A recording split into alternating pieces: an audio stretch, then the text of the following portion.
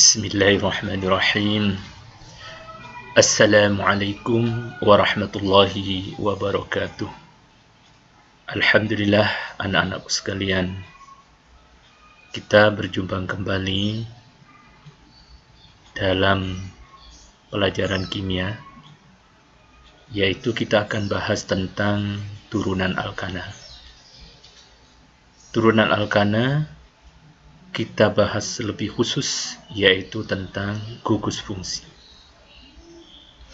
Turunan alkana itu merupakan turunan atau derivat dari alkana, di mana alkana sebagai induk. Alkana sebagai induk di sini berarti dia akan menurunkan senyawa-senyawa berikutnya dengan ciri-ciri tertentu. Sebagaimana manusia sebagai induk mempunyai anak-anak. Anak-anak manusia tadi mempunyai ciri-ciri khas. Ciri-ciri khas inilah yang kemudian disebut gugus fungsi di dalam turunan alkana. Ciri-ciri khas dari turunan alkana. Alkana mempunyai turunan, kalau kita umpamakan seperti manusia, dia mempunyai turunan yang kembar setiap melahirkan. Kembar pertama, alkana melahirkan golongan alkanol yang kembar dengan aloksi alkana. Alkanol alias alkohol kembar dengan aloksi alkana alias eter. Begitu pula selanjutnya dia kemudian melahirkan lagi dua senyawa kembar, yaitu mempunyai rumus yang sama tapi punya struktur dan gugus fungsi yang berbeda. Kembar yang kedua ini dinamakan alkanal alias aldehid berpasangan dengan keton alias alkanon. Kembar yang ketiga, turunan alkana adalah asam karboksilat atau asam alkanoat berpasangan dengan kembarannya ester alias alkil alkanoat. Saat ini anak-anakku sekalian, kalian harus mengenal ciri-ciri dari turunan alkana ini. Ciri-ciri ini merupakan sebuah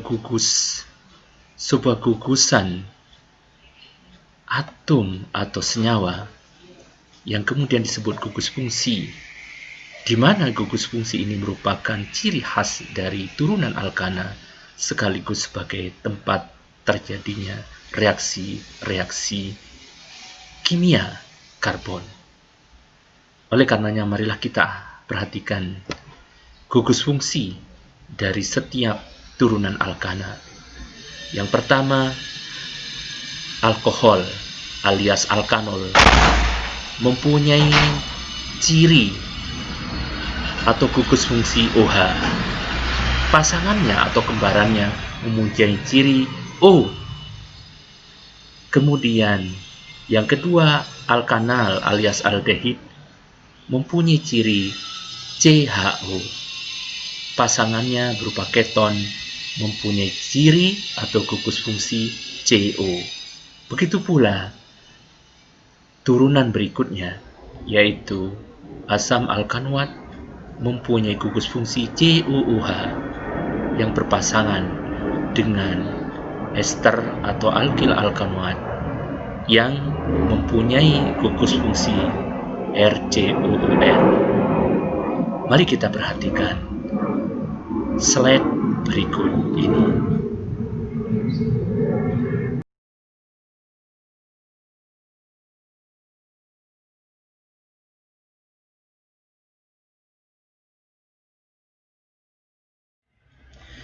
Kalau kita lihat dari slide tadi bahwa gugus fungsi dari setiap turunan alkana berbeda-beda. Alkohol punya gugus fungsi OH, kemudian ether O, dan seterusnya. Kecuali yang terakhir, yaitu haloalkana atau alkil halida, mempunyai gugus fungsi Ik. Ik itu adalah atom-atom atau unsur-unsur halogen. Sebenarnya, gugus fungsi tadi melekat atau kita lihat di dalam induknya, atau induk itu menjadi turunan ketika atom H diganti dengan gugus fungsi. Atom H diganti dengan gugus fungsi OH akan menjadi ROH. R itu adalah alkil yang berasal dari induknya, OH adalah gugus fungsi, sehingga menjadi ROH. Rumus nyawanya adalah CnH2n plus 2O. Strukturnya adalah ROH, sedangkan ether akan menjadi R1OR2 atau ROR. Cirinya adalah, atau gugus fungsinya adalah O, dengan rumus senyawa CnH2n plus 2O, sama dengan alkohol. Jadi rumus kimianya adalah sama, akan tetapi strukturnya berbeda, yaitu ROR, sehingga dia disebut isomer, mempunyai rumus senyawa yang sama, tapi mempunyai rumus struktur yang berbeda. Begitu pula turunan-turunan alkana yang lain, seperti alkanal atau aldehid.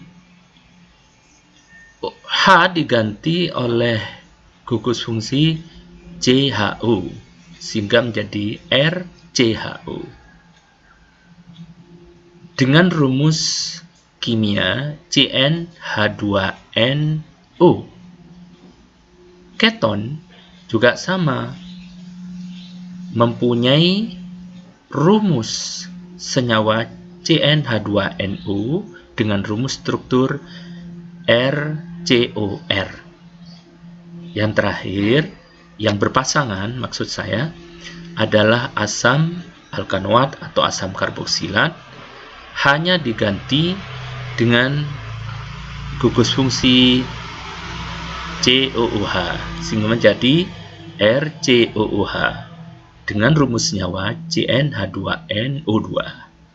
Ester gugus fungsinya menggantikan H, sehingga menjadi R1COOR2 atau RCOOR dengan rumus senyawa yang sama dengan asam karboksilat, yaitu CnH2nO2, tapi rumus strukturnya berbeda, yaitu R1COOR2 atau RCOOR. Kecuali yang terakhir, yaitu haloalkana atau alkil halida, tidak mempunyai kembaran atau tidak mempunyai isomer.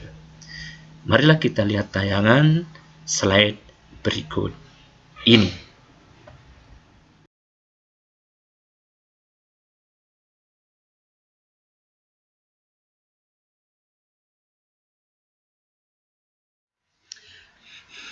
Selanjutnya, bagaimana kita bisa membedakan setiap gugus fungsi dalam laboratorium atau praktikum.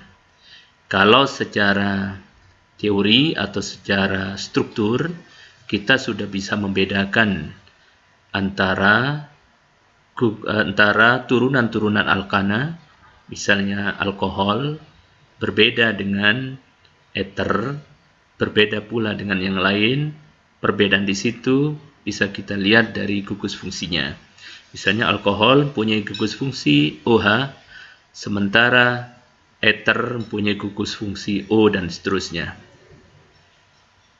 Untuk di laboratorium, kita juga bisa membuktikan perbedaan gugus fungsi tersebut dengan ciri-ciri terjadinya reaksi kimia.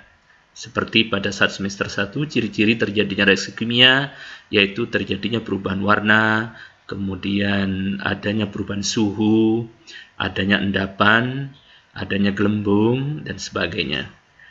Nah, ciri atau gugus fungsi alkohol akan berbeda dengan gugus fungsi ether. Begitu pula aldehid dengan keton. Oleh karenanya, marilah kita lihat praktikum untuk bisa membedakan antara gugus fungsi aldehid dengan keton. Dengan perbedaan warna itu saja, membuktikan bahwa gugus fungsi antara aldehid dengan ether itu berbeda. Marilah kita ikuti praktikum berikut ini.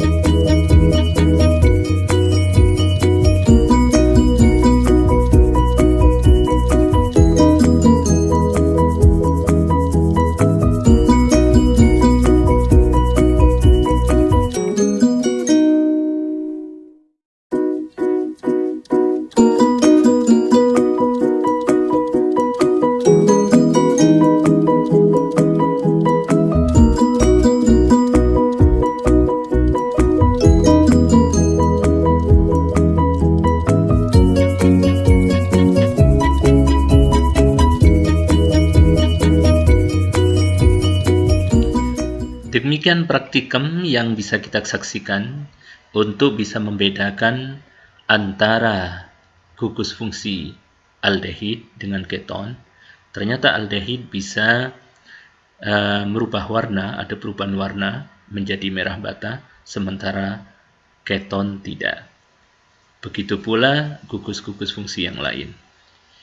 Untuk bisa mengaplikasikan misalnya dengan dalam soal-soal ujian nasional atau ujian sekolah atau ujian masuk perguruan tinggi, dapat juga kalian membaca buku saya di perpustakaan, yaitu buku kimia berbasis SKL, sehingga kalian bisa memperkaya atau berlatih soal-soal tersebut yang kita ambil dari soal-soal ujian nasional maupun soal-soal masuk perguruan tinggi. Buku yang saya maksud adalah bisa kalian lihat judulnya. Saya tayangkan tentang judul buku yang ada di perpustakaan. Dan kalian bisa belajar lebih jauh untuk bisa memahami tentang gugus fungsi tersebut.